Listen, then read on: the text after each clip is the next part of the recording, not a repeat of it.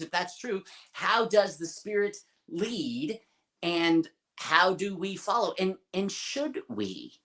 This false idea that you're not being led by God because he's in you. Look, that's really dangerous because so much of scripture talks about the Spirit's leading.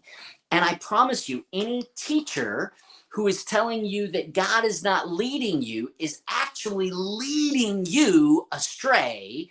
And it's an incredibly dangerous thing. I promise you, the person who's telling you that God is not leading us because he's within us isn't following the direction of the Spirit. They're following a set of doctrines that they're saying are true, and they may be completely right about those doctrines that are true, but they're not being relationally led. They're leading themselves by the knowledge of their mind instead of the relationship with the Spirit.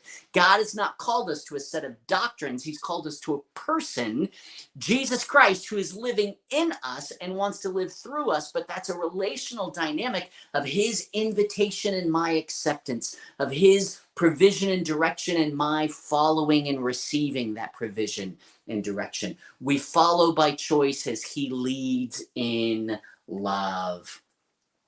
It's truly, I have a great concern for this sort of millennial idea that is growing that says, I don't lead my wife, we walk together. Well, then you don't understand the dynamics of relationships, because your wife relates everything you've ever done to how it relates in the moment. And you, as a man, have brain damage and are uniquely equipped to be able to operate in a way that is independent of the emotions of the moment. So you can initiate in ways that are contrary to how you're feeling so that she can follow you in that direction, because wives cannot operate without identifying every other emotional connection to what they're witnessing in the moment. They are designed, without the brain damage we have, to relate everything, and we're designed, because of the brain damage we have as men. There's literally a chemical separation of the lobes of the brain by testosterone in the womb for men that allows us to compartmentalize and operate independent of the emotions of the moment.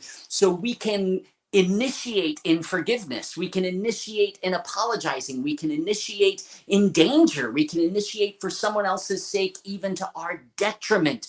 We can afford to lead sacrificially in a way that doesn't cause embitterment. Men are uniquely designed to be able to do that, because women are uniquely designed to follow as we lead them for their sake.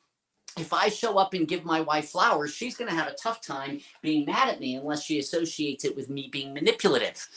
If I show up and am mean to her, it's very challenging for her to not respond in a defensive way, because as soon as I initiate, she's going to relate everything in our experience to what she's witnessing in that initiation. And so if it's embittering, is that a word? If it causes embitterment, she's going to relate it. If I'm running late, and I'm always running late, then she's going to go, she's not going to say, Mike, you're late. She's going to think, in her mind at least, you're always late. You're often late. And there's value issues and priority issues and focus issues and significant issues. But if I'm never late, then when I show up and I am late, then she's going to say, you're never late. It's not a big deal. My cup is overflowing. I've been emotionally filled up from God through you to me. I've been filled, and you're sacrificial, and you're never late. So I have great grace for you, because it doesn't relate to my experience with you. It's contrary to that. And so we are naturally, guys, we are naturally capable of leading contrary to the immediate circumstance. And wives, you are naturally, or women, you are naturally going to relate not just to the immediate circumstance, but to every pattern of behavior and every historical influence in your life, emotionally and contextually, that relates to the immediate circumstance. Women recognize patterns, and men see things compartmentally. And it's different for each of us, because God has designed us to be able to lead and to be able to follow for each other's sake. For each other's sake. And so leading is a great thing because men can stand in front of the firing line and women can love them for it.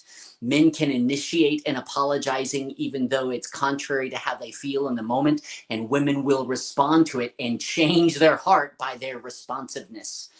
Everything we've ever done as it relates to what we're doing right now comes to the forefront in the heart of our spouses, guys, when we initiate in love or when we initiate in selfishness.